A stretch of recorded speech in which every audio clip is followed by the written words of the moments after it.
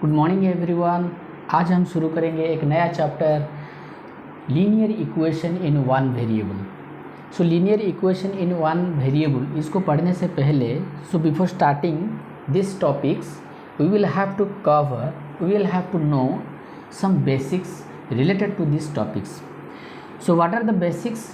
Constants क्या है, variables क्या है, एक्सप्रेशंस क्या है, टाइप्स ऑफ एक्सप्रेशंस क्या है, अलजेब्रिक एक्सप्रेशन क्या है, numerical expression, terms, factors, like term, unlike term, equations, linear equations in one variable. Then उसके बाद हम सॉल्यूशन पढ़ेंगे। तो what is constants? Constants are those quantities which has fixed value, जिसका वैल्यू फिक्स होता है, यानी कि कुछ चेंज नहीं होगा, उसको हम कॉन्स्टेंट्स बोलते हैं।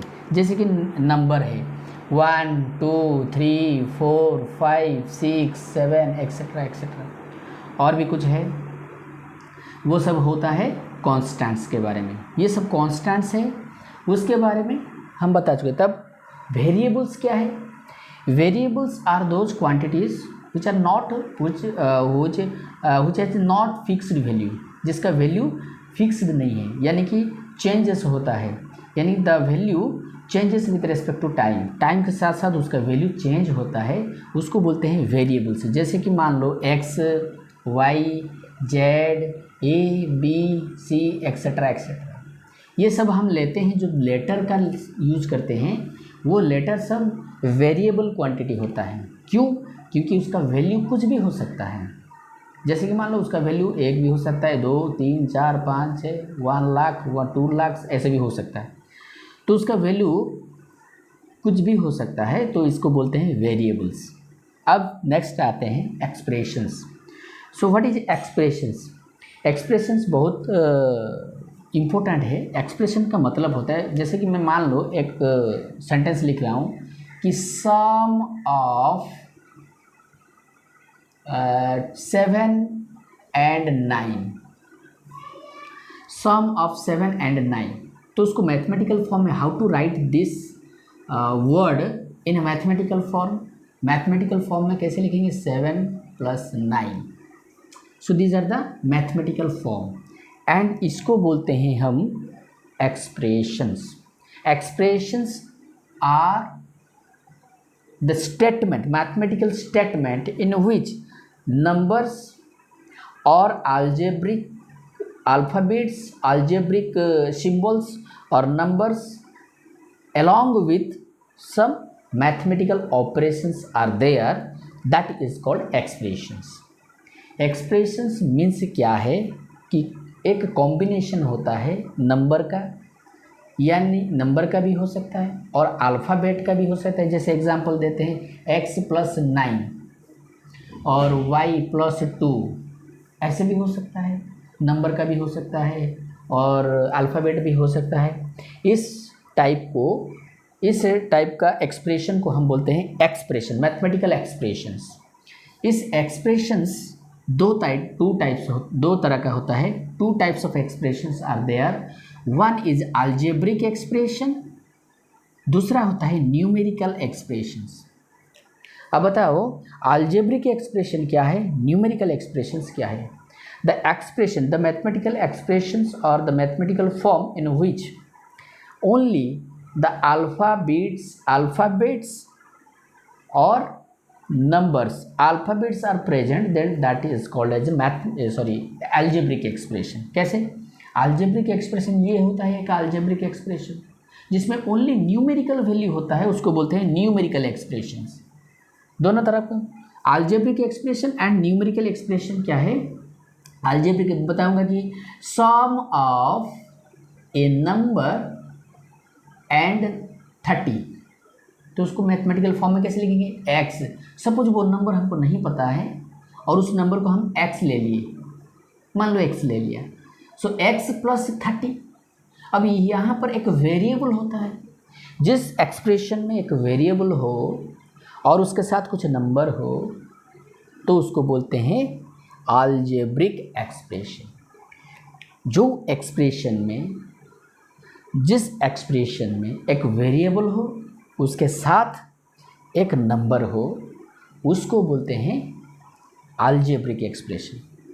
खाली नंबर हो यानी कि कुछ भी अलजेब्रिक अल्फ़ाबेट्स नहीं होता है, कि वेरिएबल नहीं होता, सिर्फ कांस्टेंट का एक एक्सप्रेशन होगा, तो उसको बोलेंगे न्यूमेरिकल एक्सप्रेशन। जैसे कि ये वाला न्यूमेरिकल एक्सप्रेशन और ये हो गया अलजेब्रिक एक्सप्रेशंस, ये सब हो गया टर्म। दूसरा है टर्म। क्या है बच्चों, ये एक टर्म है, ये एक टर्म है, इस एक्सप्रेशन का ये एक टर्म है, ये भी एक टर्म है, ये भी एक टर्म है, ये भी एक टर्म है। नंबर ऑफ टर्म्स अगर भी किस किस एक्सप्रेशन में भी ज़्यादा टर्म्स भी होता है, जैसे एग्जांपल 2x + 3y + 9, ये भी एक एक्सप्रेशन होता है। इस एक्सप्रेशन में 3 टर्म्स होता है, ये एक टर्म है, ये एक टर्म है, ये एक टर्म है, और उसके साथ एक प्लस का साइन होगा, माइनस का भी साइन होगा। इस तरह का ये एक्सप्रेशन बनता है। प्लस और माइनस का साइन होगा तो उसको छोड़ के जो होगा इसको हम टर्म बोलते हैं। टर्म के बाद आता है फैक्टर्स। फैक्टर क्या है, यहाँ पर जो the individual part of a term, इसको बोलते हैं factors. The individual part of a term is called as factors. जैसे कि मान लो 3x + 9y + 3, ये एक्सप्रेशन है, ये फैक्टर क्या है, एक टर्म का इंडिविजुअल 3 होता है एंड x होता है, इसको बोलते हैं फैक्टर। 3 भी एक फैक्टर होगा, x भी एक फैक्टर होगा, यहाँ पर 9 भी एक फैक्टर होगा, y भी एक फैक्टर होगा। तो ये सब होता है फैक्टर, ये सब होता है फैक्टर। फैक्टर के बारे में हो गया। फिर आते हैं like term and unlike term. क्या है like term and unlike term? क्या है,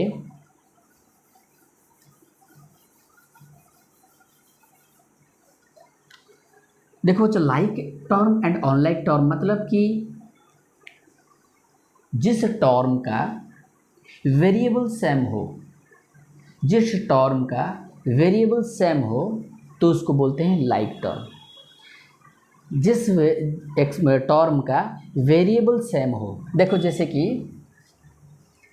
3x 4y 5x 9y 3z 5y 3z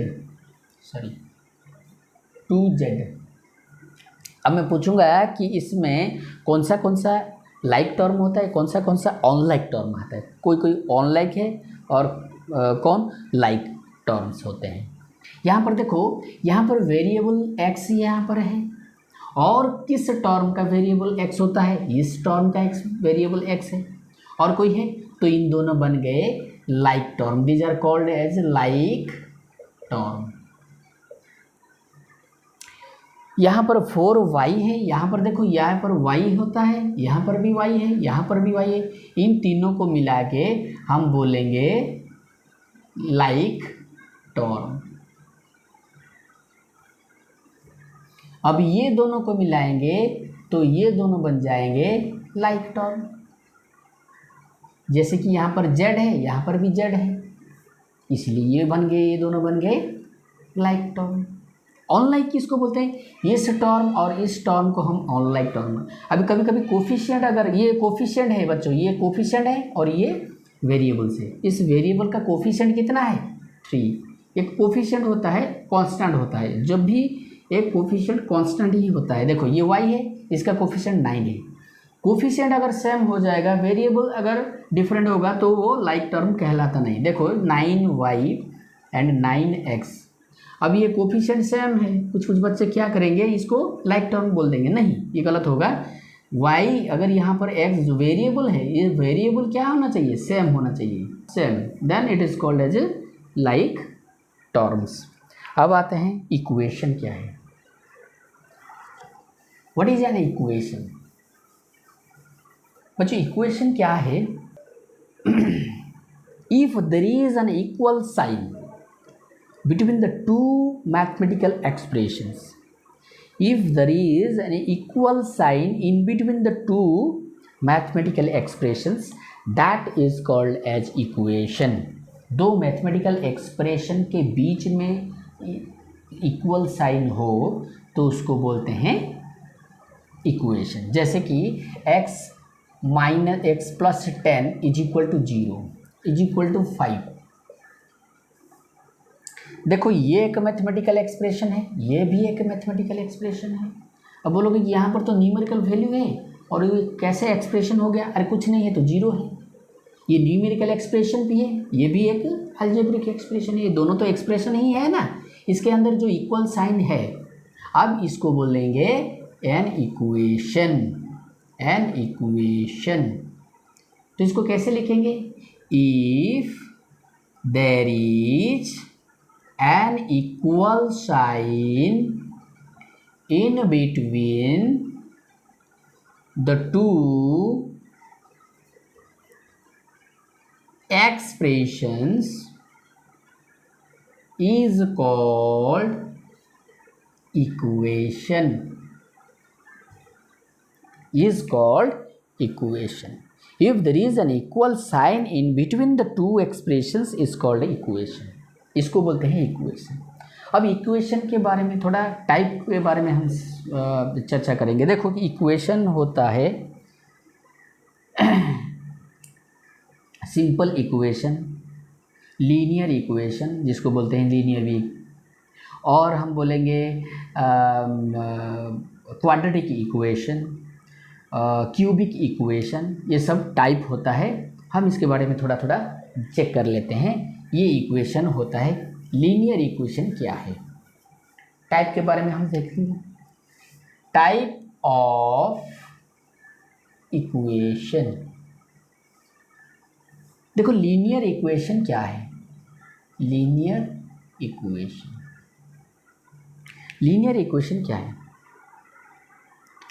linear equation किसको हम बोलते हैं? ये इक्वेशन मतलब क्या है को पता चल गया कि दो एक्सप्रेशन के बीच में अगर इक्वल साइन हो। चलो हम एक एग्जांपल लेते हैं। x plus 7 is equal to 3। इस इक्वेशन को हम लीनियर इक्वेशन कहेंगे। किस? द पावर, इफ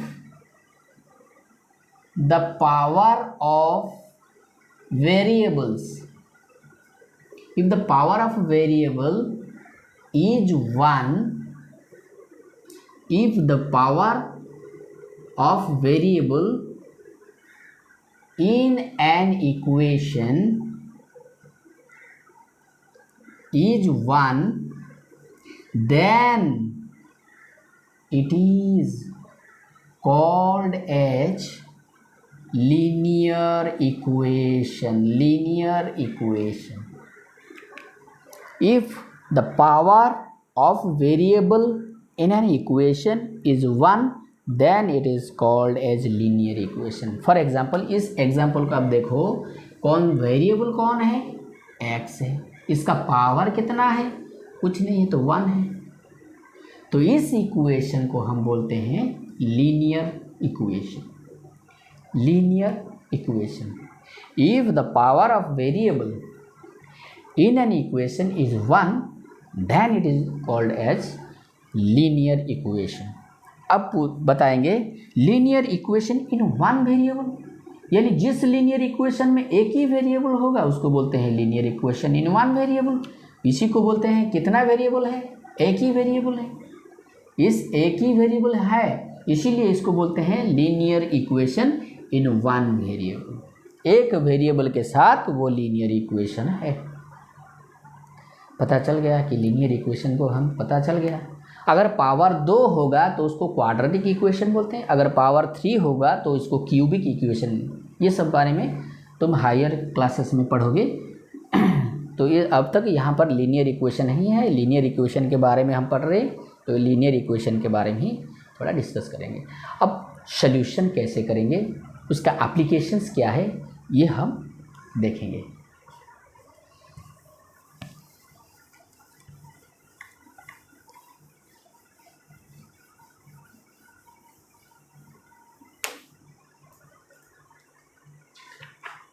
सो एक एग्जांपल लेते हैं। मान लो 2x minus 3 is equal to 7। अब ये एक लीनियर इक्वेशन है। So how to solve this linear equation? We will have to follow some steps to solve this equation or some techniques. देखो कैसे, पहला स्टेप क्या करना पड़ेगा कि इधर इसको, इस साइड को बोलते हैं L H side, L H S, left hand side, इसको बोलेंगे राइट हैंड साइड। ये होता है लेफ्ट हैंड साइड, ये होता है राइट हैंड साइड। इस लेफ्ट हैंड साइड में अगर कुछ भी होगा तो राइट साइड हैंड में भी वही चेंजेस होगा। इस टेक्निक को हम यहाँ पर इम्प्लीमेंट करेंगे। क्या करना पड़ेगा कि एल एच साइड में कुछ भी चेंज करो तो आर एच साइड में भी वही चेंज करना पड़ेगा, नहीं तो अनबैलेंस हो जाएगा। ये बैलेंस होगा ना, यानी कि यहाँ पर जितना होगा यहाँ पर भी उतना ही होगा। अगर उधर इधर भी कुछ गड़बड़ होगा तो उधर भी कुछ गड़बड़ होना चाहिए, यानी कि बैलेंस नहीं होगा। तो हमको बैलेंस करना पड़ेगा, we have to balance the equations only. तो हमको चाहिए क्या, उस वेरिएबल, इसका सोल्यूशन क्या है, उसका मतलब क्या है, to find out the variables, the value of variables. Variable यहाँ पर x है, इसका वैल्यू निकालने के लिए हम उसको सोल्यूशन बोलते हैं। इस इक्वेशन का सोल्यूशन क्या है, इस इक्वेशन का रूट क्या है, मतलब इस x का वैल्यू निकालना, वही सोल्यूशन होता है।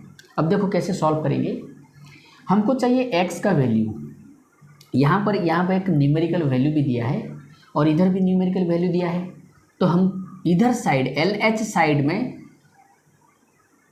एल एच साइड में क्या करना पड़ेगा, लेफ्ट हैंड साइड में हमको क्या करना पड़ेगा कि लेफ्ट हैंड साइड में केवल x को यहाँ होना चाहिए, ना कि किसी भी चीज़ को उधर या हटा देना चाहिए।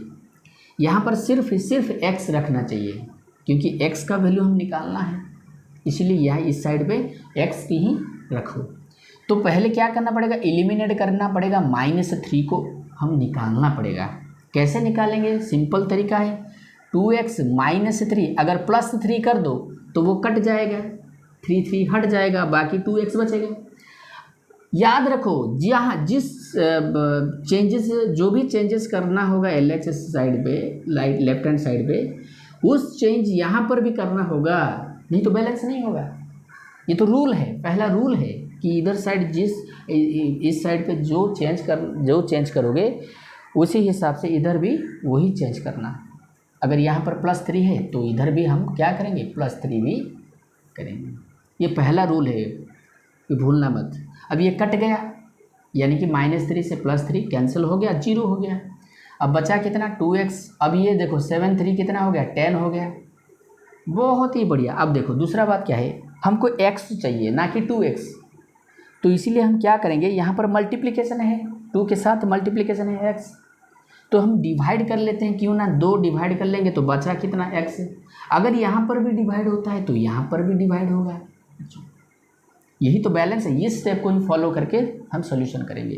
2 से 2 कट गया कि ऊपर 2 नीचे 2, अब बचा कितना, x। अब ये क्या, 2 1 जा 2, 2 5 जा 10। अब आ गया x का वैल्यू कितना आया, 5। This is the solution of the given linear equation in one variable. This is the solution. So और एक एग्जांपल लेते हैं।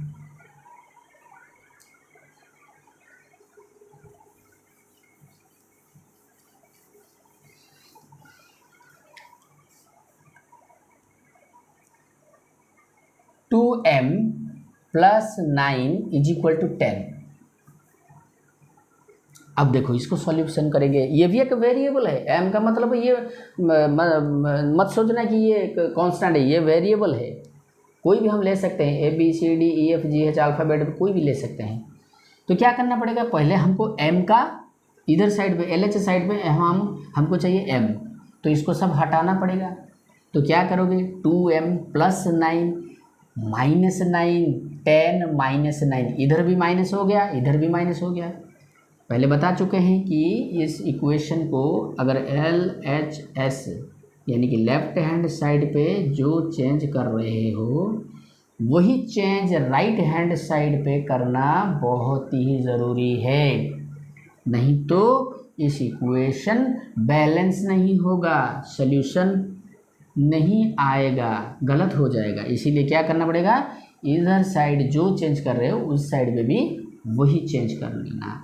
अब इसको हटाना है तो इसीलिए मैं +9 के साथ -9 कर दिया, जोड़ दिया, -9 से माइनस +9 कट गया और बचा 2m। अब 10 से 9 गया तो 1 बचा। अब देखो यहाँ पर मल्टीप्लिकेशन 2 है, डिवाइड कर लेंगे 2, इधर भी 2, सो 2 से 2 कट गया, m = आ गया ½ अब देखो सोल्यूशन निकल गया। Very simple, very easy. अब थोड़ा प्रैक्टिस कर लोगे तुमको भी बहुत इजी लगेगा इक्वेशन सॉल्व करने में। और एक एग्जांपल ले लेते हैं, और एक एग्जांपल लेते हैं 3x + 10 = 7। अब इसको सॉल्व करेंगे, वही तरीका अपनाएंगे। देखो कैसे करना है, 3x + 10 -10 7 -10, इधर भी -10 हो गया, इधर भी -10 करना पड़ेगा, बैलेंस है ना, इक्वेशन है। तो ये से कट गया, 3x = -3 होगा बच्चों। 10 से 7 गया और बड़े नंबर से जितना साइन होगा वहाँ पर डाल दो। सो 7 से माइनस, अगर 10 हो गया तो -3 आएगा। सो x = कितना आएगा, सॉरी डिवाइड बाई 3, यहाँ पर भी डिवाइड बाई 3। अब 3 से 3 कट गया, x = कितना, 3 × 1 = 3, 3 × 1 = 3। अब आ गया -1, ये माइनस है ना इसीलिए माइनस हो गया। तब आ गया x = -1। अब इस टाइप का थोड़ा एग्जाम्पल देते हैं, वीडियो को पॉज करो और अपने आप खुद ट्राई करो, अगर नहीं बन पाएगा तो हम सॉल्यूशन करेंगे। देखो 3x + 2 = 0, 3y + 9 = 3, 7z + 2 = 16। अब ये तीनों को ट्राई करो, वीडियो को पॉज करो, अब खुद से ट्राई करो।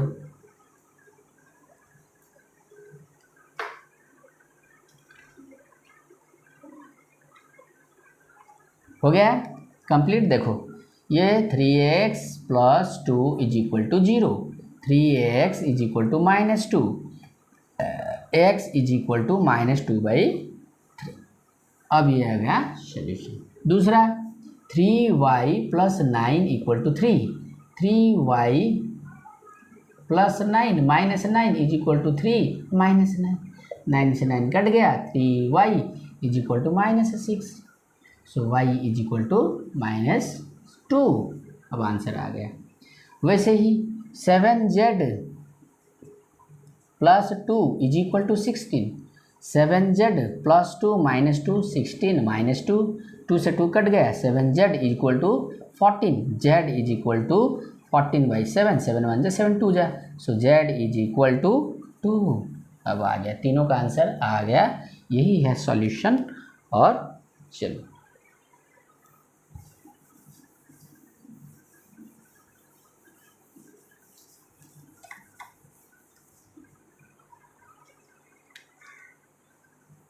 अब एनसीईआरटी का एक्सरसाइज हम थोड़ा कर लेते हैं। देखो एक्सरसाइज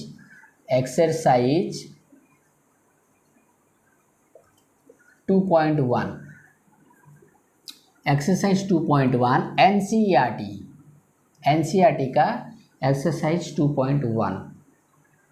पहला क्वेश्चन है x - 2 = 7। बहुत ईजी है, कुछ नहीं है। क्या करना पड़ेगा, x - 2 + 2 = 7 + 2। अब 2 से 2 कट गया, x = 9। अब आ गया सॉल्यूशन, बहुत इजी।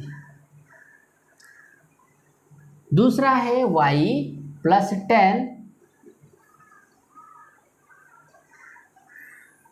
y + 3 = 10।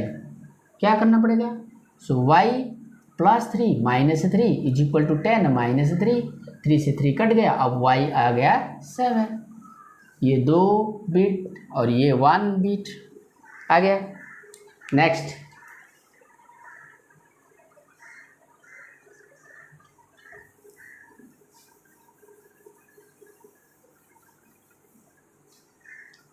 3 बिट 6 is equal to Z+2. This implies 6 minus 2 is equal to Z+2 minus 2. अब देखो 2 से 2 कट गया, Z इक्वल टू कितना आ गया 4. अब देखो बचा 4, 6 से 2 गया 4. बहुत ईजी है.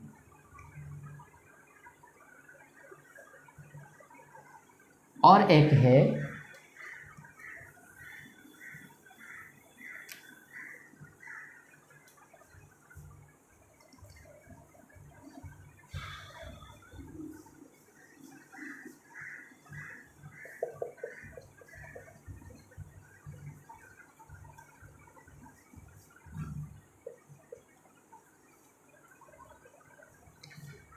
so this implies 3/7 plus x. यहाँ क्या करना पड़ेगा, इसको हटाएंगे. यहाँ पर प्लस 3/7 है, -3/7 कर दो, -3/7 कर दिया. इधर अगर चेंज हो रहा है तो उधर भी चेंज होना पड़ेगा. 17/7 -3/7. बहुत ईजी है. अब ये कट गया, x का वैल्यू निकल गया. देखो यहाँ पर डिनोमिनेटर क्या है, सेम है, तो न्यूमरेटर को डायरेक्ट क्या करेंगे, सब्सट्रैक्ट कर देंगे. 17 - 3 डिवाइडेड बाई 7. ये तरीका है. नहीं तो तुम एलसीएम करो, उसके बाद एलसीएम निकालो, उसके साथ वो सॉल्व करो, यानी पुराना मेथड से भी कर सकते हो. सो 17 - 14/7, 7 1 7 2 जा, and x is equal to 2 आ गया. अब ये हो गया सॉल्यूशन. और दूसरा नेक्स्ट हम देखेंगे 6x is equal to 12. So x is equal to कितना, 6/6, 12/6. क्या करना पड़ेगा हमको, x से ही, तो हम 6 डिवाइड कर लेते हैं और इधर भी डिवाइड कर लेते हैं. सो 6 से 6 कट गया, x इक्वल टू 6 1 6 2 जा. अब देखो 2 आ गया. बहुत ईजी है, बहुत सिंपल है. नेक्स्ट दिया है t/5 इज इक्वल टू 10. अब देखो कुछ नहीं करना है, t/5 इस 5 डिवाइड हुआ है, हम इसको हटाएंगे तो मल्टीप्लाई कर देंगे, सिंपल. और 10 इधर भी मल्टीप्लाई 10, 5 से 5 कट गया, t आ गया 50. बहुत ईजी.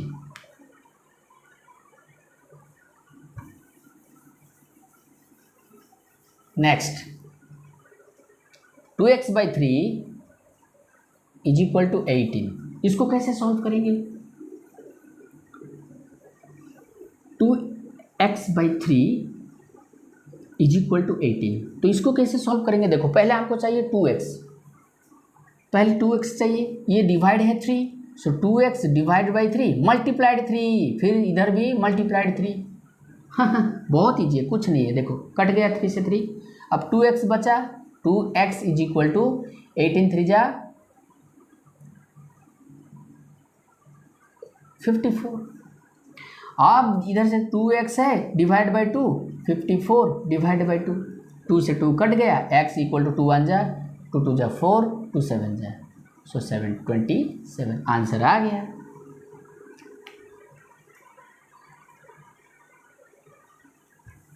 नेक्स्ट हम देखेंगे 1.6 इज इक्वल टू y/1.5. बहुत ईजी है, कुछ नहीं है इसके अंदर रुद्र. अब इसको हटाएंगे, so 1.6 multiplied 1.6 is equal to y/1.5 multiplied 1.5, 1.5 1.5 cancel हो गया, इधर मल्टीप्लिकेशन है, इधर भी मल्टीप्लिकेशन है. अब y इक्वल टू कितना आएगा, इसको सॉल्व करो, कितना आएगा, देखो कैसे सॉल्व करोगे, डिवाइड बाई 10, 15 डिवाइड बाई 10, क्योंकि इसको फ्रैक्शन में बदल दो और मल्टीप्लाई कर दो. ये 100 आ गया, ऊपर से ऊपर नीचे से नीचे, इसको मल्टीप्लिकेशन कर दो.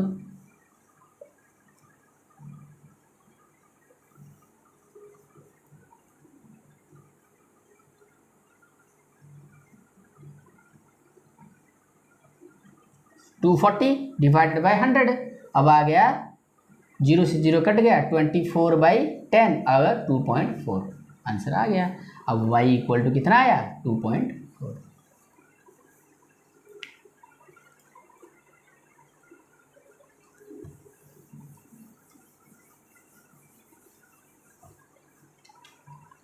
नेक्स्ट लास्ट ये 7x minus 10 is equal to 16। अब इसको सॉल्व करेंगे, कुछ नहीं है 7x minus 10 minus 9 plus 9 16 plus 9, 9 से 9 कट गया, 7x इक्वल टू 25 आ गया। x 7x बाई 7 यहाँ पर 25 बाई 7, 7 से 7 कट गया, x इक्वल टू 25 बाई 7। यही है सॉल्यूशन और आंसर। नेक्स्ट वीडियो में हम दूसरा एक्सरसाइज और उसके साथ उसका एप्लीकेशंस थोड़ा डिस्कस करेंगे। Thank you, good bye.